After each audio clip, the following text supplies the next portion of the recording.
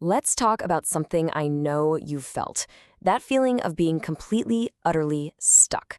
The agony of indecision. We're going to break down the psychology behind why it's sometimes so incredibly hard to just make a choice. Okay, let's just jump right into a classic example. You sit down after a long day, you're ready to unwind, you fire up Netflix, and then the scrolling begins. And it keeps going, and before you know it, poof, half an hour has just vanished into thin air, and you end up watching nothing at all. Sound familiar? What is going on there? Well, first things first, let's get this out of the way. If this is you, you're not broken. It's not a character flaw. It's actually a totally normal, predictable reaction happening inside your brain. Think of it less like a bug and more like a weird feature of being human. So, what do we call this feeling? It actually has a name. Psychologists often call it the decision-making freeze. You know that feeling, right? It's like your brain just short circuits. You've got so many options, what to watch, what to have for dinner, which job offer to accept, that your mind just throws its hands up and says, nope, too much. It's a state of cognitive overload, and it leads to, nothing.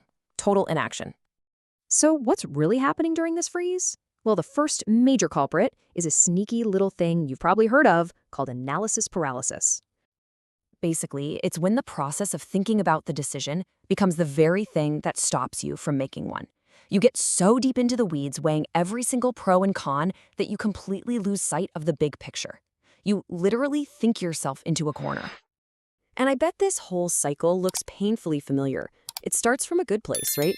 You just want to make a smart, informed choice, so you do your homework. But then the spreadsheets get bigger, the lists get longer, and that little voice starts whispering, what if you pick the wrong one? And suddenly, doing nothing feels way safer than doing something that might be a mistake. And this is where this quote from Seth Godin just hits so hard, because staying stuck isn't a safe, neutral choice. The cost of doing nothing, the lost time, the missed opportunities, the stress that just keeps building is almost always higher than the cost of making a choice that isn't 100% perfect. This leads us right to the next big player in this whole mental drama, the incredibly powerful and often totally irrational fear of future regret. There it is. That's the voice, isn't it? That little whisper in the back of your mind that haunts you before you've even done anything. This fear can be so paralyzing, it stops us dead in our tracks. But here's the secret. That little voice, it's a terrible fortune teller. Our brains have this built-in glitch where we consistently believe the pain of a bad choice will be way worse and last way longer than it actually will. This is a cognitive bias known as loss aversion. And this chart shows you exactly why that is. The science is pretty clear on this. Psychologically, the pain of losing something, let's say $100, feels about twice as intense as the pleasure of gaining that exact same amount. When you look at it that way, it's no wonder we're so terrified of making a mistake. Our brains are literally wired to play defense and avoid losses at all costs. Okay, on to our final cause of indecision, the exhausting, never-ending quest for the perfect choice. This is where you have to do a little self-reflection. Which one are you? Are you a maximizer, the person who has to check every restaurant review in a 10-mile radius to find the absolute best burger? Or are you a satisficer, someone who finds a place that looks good enough and just goes for it? Be honest with yourself. Because this is why being a maximizer is such a trap. It sounds noble, but it's really just a recipe for misery.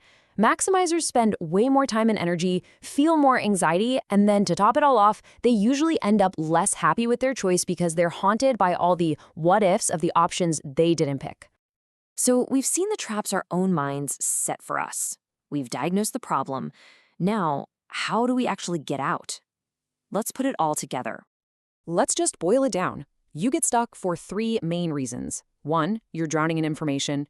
2, you're terrified of a future regret that your brain is blowing way out of proportion. And 3, you're chasing a perfect choice that probably doesn't even exist. This quote from General Patton is the perfect antidote, isn't it? It's all about action. It's about embracing that satisficer mindset. Sometimes, moving forward with a good enough decision right now is so much better than waiting for a perfect one that may never come. And really, that's the whole secret. Just knowing what these things are called, analysis paralysis, loss aversion, the maximizer's trap, that's half the battle. The next time you feel that freeze coming on, you can stop and ask yourself, wait, which one is getting me right now? Naming your enemy gives you power over it. So I'll leave you with this question. The next time you're stuck scrolling through Netflix, or staring at a restaurant menu, or facing one of life's big forks in the road, what will you do differently? Now that you know the game your mind is playing, you can finally decide to play it differently. The choice